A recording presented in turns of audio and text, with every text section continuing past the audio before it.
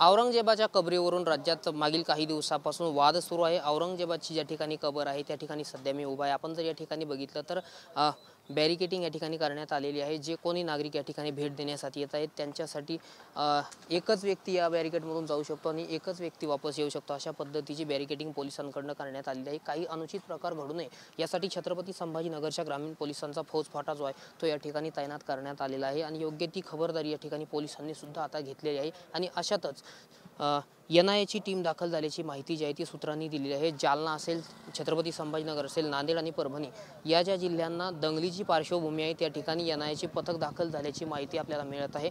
खुलताबादमध्ये एनआयएच्या पथकाकडून पाहणी देखील करण्यात आलेली आहे आणि येथील संशयित ज्या हालचाली आहेत त्या हालचालीवरती बारीक लक्ष आता एनआयएच्या टीमकडून ठेवण्यात येत आहे।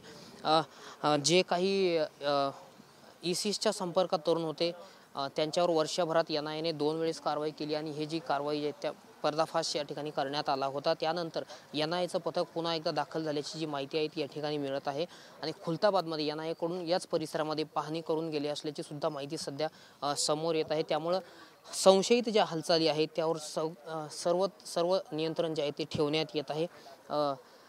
हिंदुत्ववादी संघटना असेल यांच्यावर सुद्धा आता एनआयए पथकाचं विशेष लक्ष असणार आहे। त्यामुळे एनआयएच्या पथकाकडून या ठिकाणी संशयित ज्या हालचाली आहे छत्रपती संभाजीनगर असेल, जालना असेल, नांदेड असेल किंवा परभणी असेल या दंगलीच्या पार्श्वभूमीचे जिल्हे आहे त्यांच्यावर बारीकात लक्ष ठेवण्यात येत आहे। कॅमेरा पर्सन अमित आडेसोबत मी रामनाथ ढाकणे, TV9 मराठी, खुलताबाद, छत्रपती संभाजीनगर।